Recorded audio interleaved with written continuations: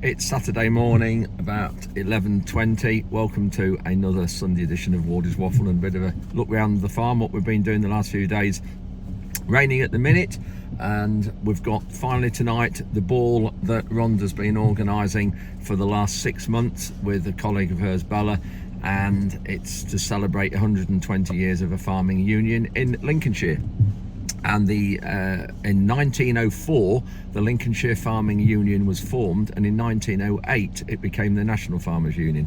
And anyway, so there's a ball tonight, and we've got about 320 going, and we've got Ollie and Charlotte, Martin and Penny, and Clive and Donna coming as well. So there's 4 of us out, the 5 of us who organised the rally in London a couple of weeks ago. So we're going to have a catch up on the plans on the Palladium in the next that we're doing in the week after next. So just on that, please sign up to it. The link for that is below in the video description. And this is the London Palladium, where we're having lots of businesses talk about the business property relief and the overall impact of the budget, I suppose, as well, because it's impacting a lot of businesses that are well, I say not connected with farming. They maybe are in a way, because it's amazing the amount of companies that do work on the back of farming and that farmers deal with, huge number of people.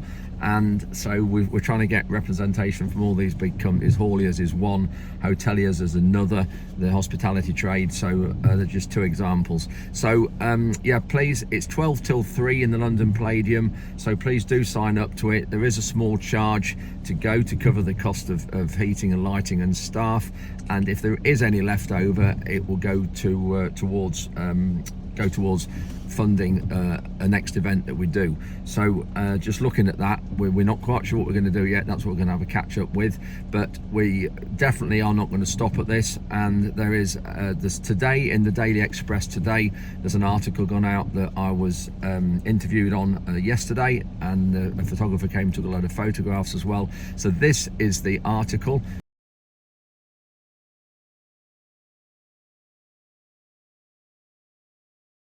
We are not going to annoy the public. We've got a lot of public support at the moment, but eventually, if the government don't listen to us, they don't ask to meet us, or they don't move the goalposts, there's lots of ways they can do to help this situation, but they're not willing to even start to negotiate yet. And that's what we ultimately want, is to start talking and open up some dialogue. So if they're not ultimately going to do that, we'll keep doing 1 or 2 peaceful protests, but at the end of the day, it's like the old-fashioned saying, you can only bang your head against a brick wall so long before you say, ouch, it hurts.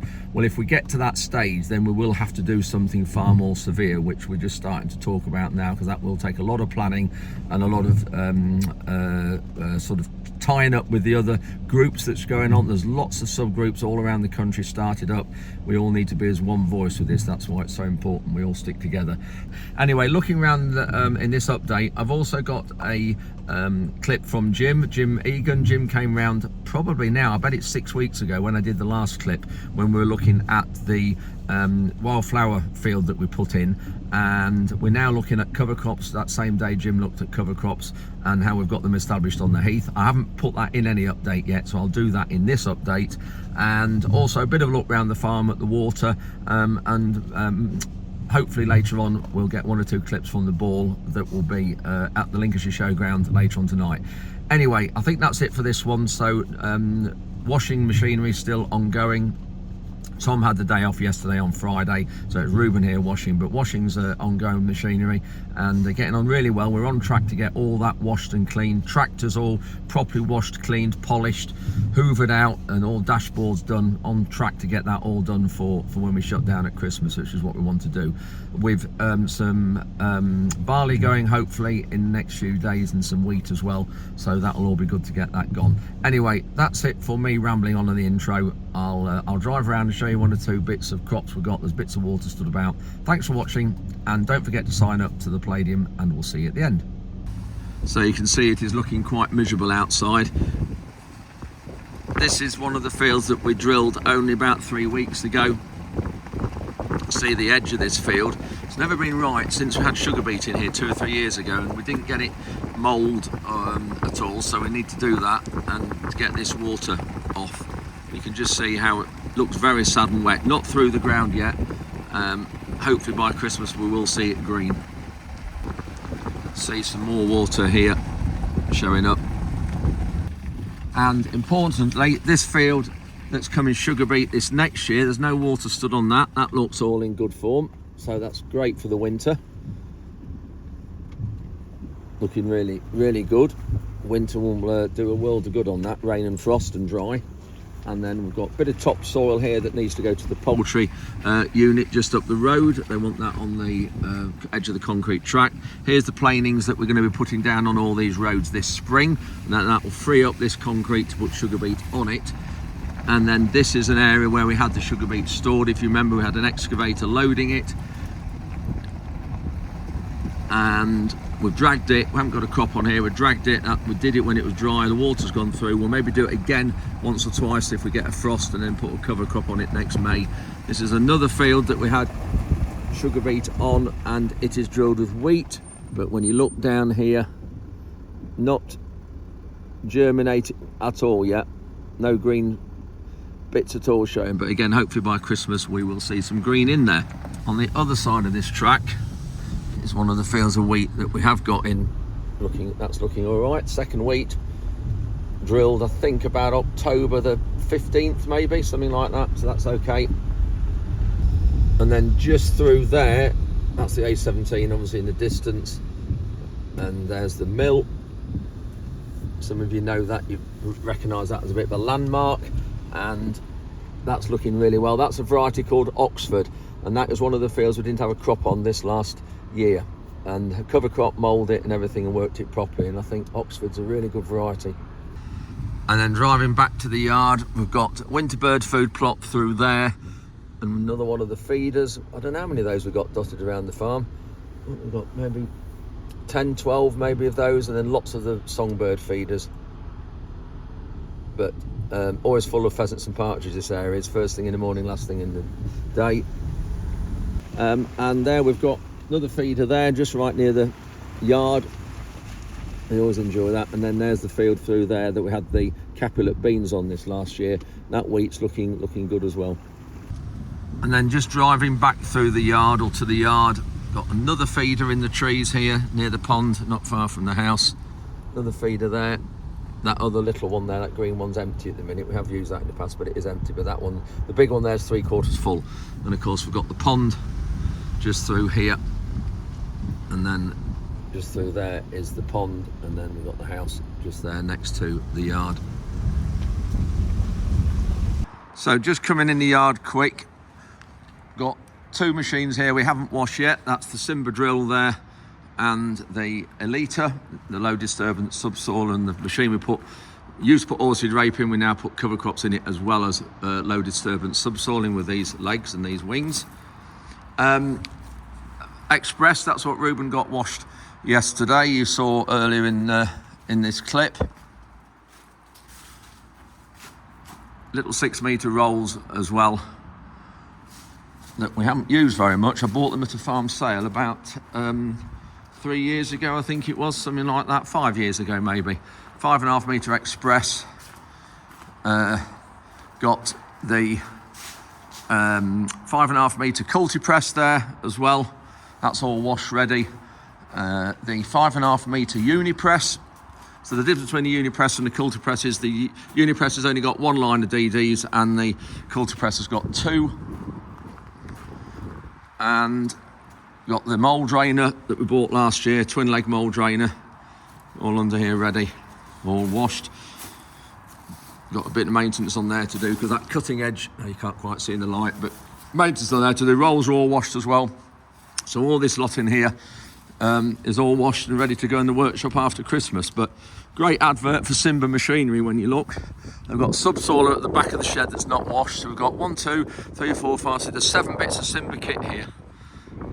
I'm just stood at the top of the hill with the village just at the side, and the farm down here. I'm just going to show you our 4 fields of wheat here that really stand out here. The sun's just gone in, so they don't stand out quite as much as they did. Also just behind here is where the house I was brought up. Some of you, I can just see through there, some of you saw that, because before it was sold, I did a full feature in here looking around the old house, because I was brought up here and this farm goes with the land that we've got as a tenancy, and this is on an AHA, so an agricultural holdings act tenancy, which is a 3-generation tenancy. This house goes with that. We don't own that. My mother died in 2015, my father died in November 2020, and then he lived in here, both parents lived in here, and father was here on his own until he died. And then the Leadham Estate, who own the land here, they own a lot of land. All this land down on the bottom here, you can see here, Leadham Estate own that, and they own the house as well. So every farm in the village, there's 5 or 6 farms in the village that all rent land from Leadham Estate. They all have one major house, and this is the house that goes with the farm that we had, or we have rather, but the house has now been sold and somebody else moved into it. And I know them really well and get on with them, and they're doing a fantastic job renovating it, because it hasn't had anything done to it for years and years, and they're doing a fantastic job renovating it and pulling it about and making it into a family home. So they're doing a really, really good job, and I'm really pleased with that. Anyway, I'll turn the phone around and show you the hillside here, and also the house behind me in the background. So just looking through there, you can just spot Lincoln Cathedral. Can you see that in the distance? That is, I don't know, 15 miles away, maybe a bit less. That is Lincoln Cathedral there. You can just see what a stunning location like on top of the hill. And then coming across here, we've got, that's our main farm down there, and that's where Rhonda and I now live. And then that is the new poultry unit that's being built, so not very far away from us. And you can just see these green fields here. These are our 4 fields that were planted at the very beginning of October, and they didn't have a crop on last year, had a cover crop on it, and we mould drained them, solo them, and cultivated them, got them with the wheat really well. But just look, you can see when you look from here, they really do stand out.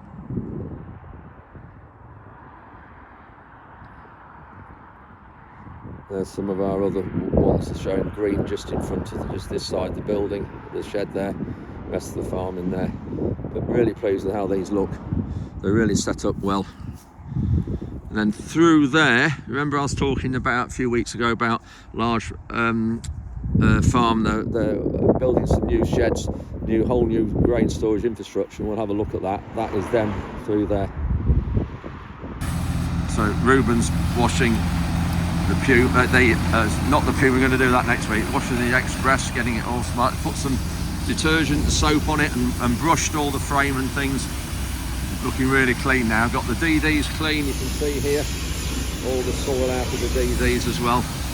So we're on track to get everything all washed and sorted before Christmas.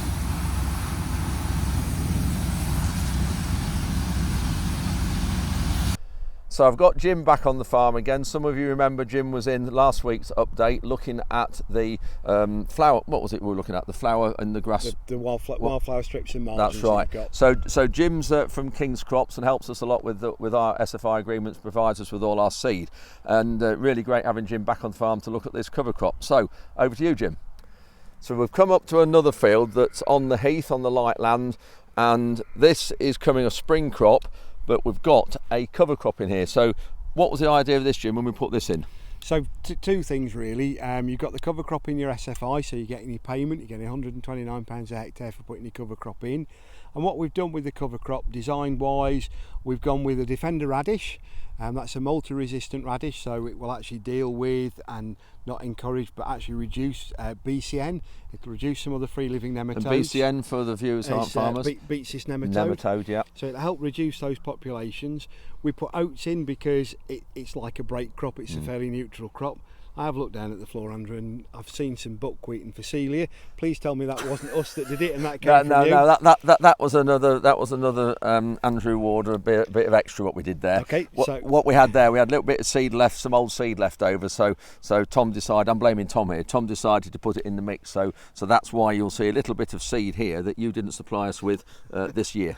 Always surprises me when I come and have a look. So it's a purpose designed cover crop with a few extra bits in, which there's no problem with those whatsoever. So what those plants do, the radish is in there, and that will form a root, and that root can be anything to 1/2 metre going deep into the Even ground. on this soil type, Even on- because for viewers watching this, the soil here is really light sandy soil, but you only have to go down 8 inches and you're into pure limestone, so it will go through there. So it'll go into the limestone, it'll start to root into that. It won't go into great depth into that. But what the radish is doing, the radish is the part of the cover crop that actually recovers the nutrient that you've left behind. So, you know, no matter how good a farmer you are, the cereal crops that you grow generally don't use all the nutrition that you put on, they leave some behind. So on this type of soil, that would leach over the winter months. And what this will do is it'll retain it. Right. So one of the things we're going to do, we're going to come back in later this month, early November, depending on the weather, possibly December, and we're going to do a cover crop cut down. Right. And what that's going to do, we'll take the green matter off the top, all the biomass, we'll weigh it so you get a fresh weight, and we'll send it away for analysis so you can see what nutrient you've actually got and you've captured in the biomass on the top. That'll be really interesting. And that it doesn't tell you, there's no magic bullet, it doesn't tell you can use less nitrogen next time, but that nitrogen would have flushed out of here and gone into that limestone and disappeared. So you're actually saving it. The other thing you're doing is you're conditioning your soil, so you're actually helping keep a really good condition to the soil. The roots of the oats do that, the roots of the radish do that. It's interesting you've got some Phacelia here, because that's really good at spreading a fibrous root on the surface and actually giving you a really good tilth on the top. And the buckwheat you've got actually mines for phosphate. So it actually seeks out phosphate, and it makes phosphate that's locked up in the soil, it helps make it available for the following crop. So your bag that you've chucked in, it'll be your idea now, not Tom's, is actually doing some good as well. Oh, it's definitely my idea. Definitely. Shall we have a look at the soil then? Let's have a look at that. And just for establishment purposes, we established it while Jim digs his spade in. We established it with the Elita rows 45 centimetres apart. This is us doing that operation, but we did it in about the last week in August. So Jim's dug in. We've got you've done that in the last week in August, and look there already. You've got a really well established. That's 6 inches root, long, and it's there and it's doing its business already. What will happen over time? It'll probably hit where that limestone is, and this will fatten out. And when we come to look in November time, this will probably look like a parsnip, this root, or a small carrot. Is that what it will grow to, around the stem? Yeah, and that's where that will grow. And then in here as well, you've got some buckwheat. So for people, that's Andrew's special addition to our mix. So that's the plant that goes in there, and it'll mine for phosphate. Whatever you do with cover cropping, don't try and graze this. Buckwheat with sheep, buckwheat and sheep don't match. Right. But this will die with the first frost. Right. Yeah. As soon as here's the weather forecast, and the weather forecast says it's going to be 1 degree or 0. Buckwheat will die off and go. And then the last thing you've got in here, and it's nice that it's in this row again, we've got a piece of Phacelia in there. You can see the Phacelia in there? Yes. Oh yeah. Don't know what we'll see from the root on that, but we'll have a look and just see what we can get. Root onto there. So, yeah, not much of a root. It's establishing in there, and what happens is this fibrous bit will go across the surface and help maintain the tilth that you've got in here. And I think it's going to protect the soil up here. It's going to keep the nutrient in the field, and it's going to help your soil structure. And we'll come back in November and actually see what nutrient. And the other green we can see in it are barley volunteers that sort of come out the back of the combine. They're not going to hurt anything. They're not going to hurt anything at all. They're providing a green cover. They're growing. All this stuff in here is growing without any fertiliser, any nutrient actually applied. So you can see it's sucking up the nutrient that the previous crop you've needed to get the crop to grow. But your nitrogen use efficiency isn't there. That's not your fault, that's just the way nature works, and this is taking advantage of it. So the radish in particular are putting their roots down, and they're the plant that really scavenges the nutrient up, and we'll see when we come back, when we get the cut down, what sort of nutrient you've got. Great, thank you, Jim. We're just all going out now, ready for the ball. Rhonda's getting cross with Nala. There's a bit of stress, isn't there? Look at this mob. We'll sort those. We've just arrived, just straighten the tie out. Got Martin and Penny just coming in the door here. Bit blown away. It's blown my hair. It's blown my hair. Yeah, it is, hasn't it? Yeah, your parting's in the wrong place. Good evening. Evening, how are you? Welcome to a glass of beers. The lovely Charlotte, looking delightful. Still with my coat.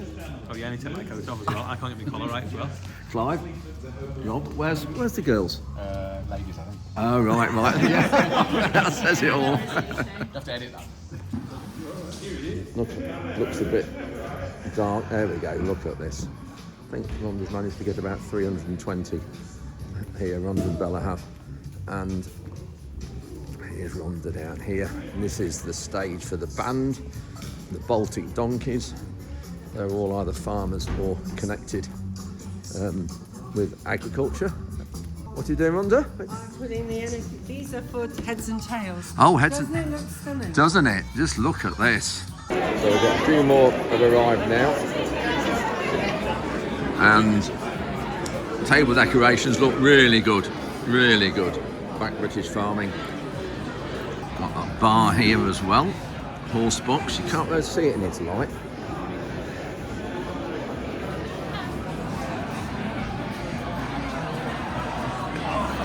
There, you've got the right idea. In Wellwood, later at the Albion Arms in Lincoln, a few farmers decided to contribute to a startup fund and organise a larger meeting. This was held at the Albion in Lincoln. And from that meeting grew the Lincolnshire Farmers Union. By 1908, the National Farming Union was formed. Well, we could say anarchy at the Albion, or at least argument against tax changes even then, and tariffs and protection. Before all these chaps, there was agitation from farm workers. Farmers thought they had an upper hand regarding power relations. Then farmers themselves felt the force of inconsistent policies, re-trading their crops from 1750s to the 80s, filled like million banks. And to celebrate everything that's great about Lincolnshire food and farming, I'd like to thank everybody that's provided the ingredients for tonight's dinner, which was absolutely fantastic. So thank you very much, all of you that have given those ingredients.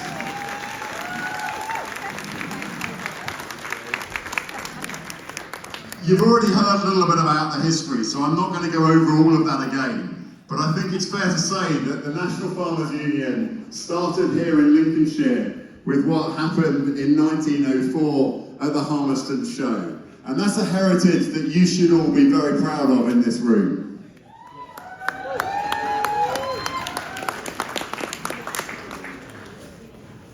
Lincolnshire has a rich agricultural heritage, producing a large proportion of cereal crops, as well as over a quarter of England's vegetables and leafy salads.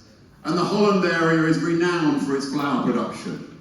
The county truly is part of the beating heart of agriculture in England. And that is due in no small part to the hard work and the passion of all of you here tonight. As I approach the end of my first year as president, it's fair to say that it's been another somewhat tumultuous year.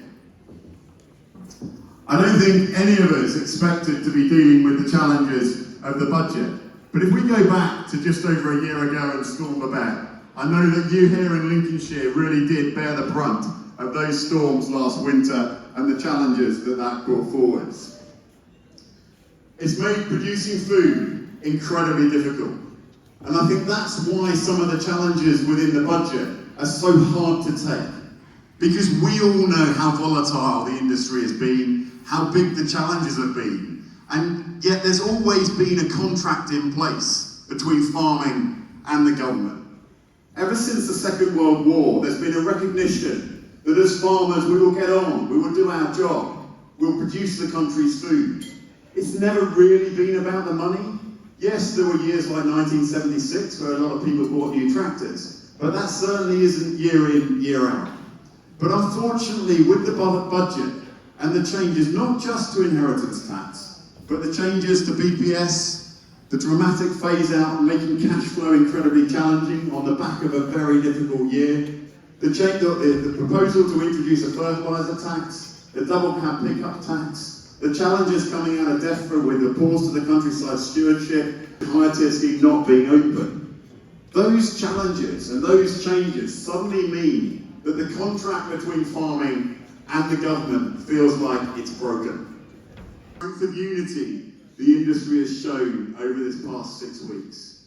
Now, when those first 5 farmers came together, they recognised that the industry was stronger when it stood together rather than when we celebrated our differences. This past 5 or 6 weeks, I think, has been absolutely incredible, the strength of unity coming together. I think all of the 4 of the 5 farmers that organised the really successful rally in London are here tonight.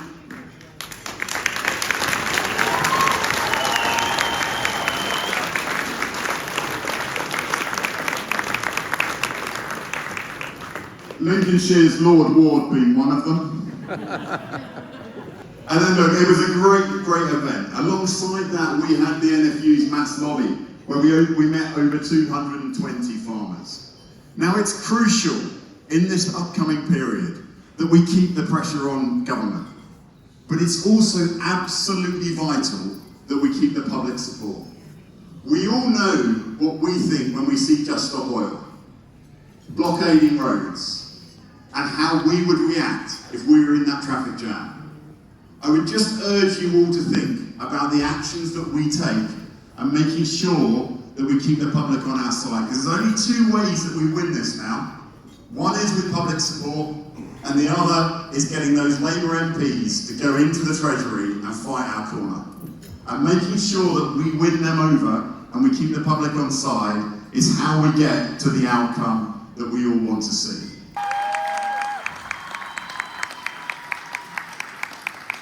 There are some gifts somewhere, so you've got to come up. Come on, come up. Come on, you two. Thank you very much. The gifts are here, but I'm going to give you both a hug.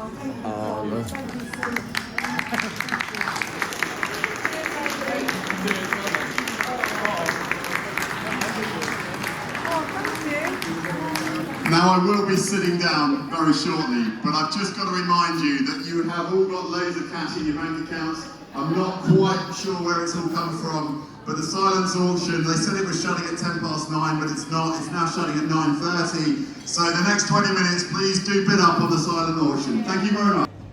So that's it, the end of the night. Thanks ever so much for watching. I hope you've enjoyed it. You can just see everybody's going now. It's about 1 AM in the morning. Had a fantastic night. Thanks to Rhonda and Belle and everybody who's organised it, all the food that's donated, and we'll see you midweek.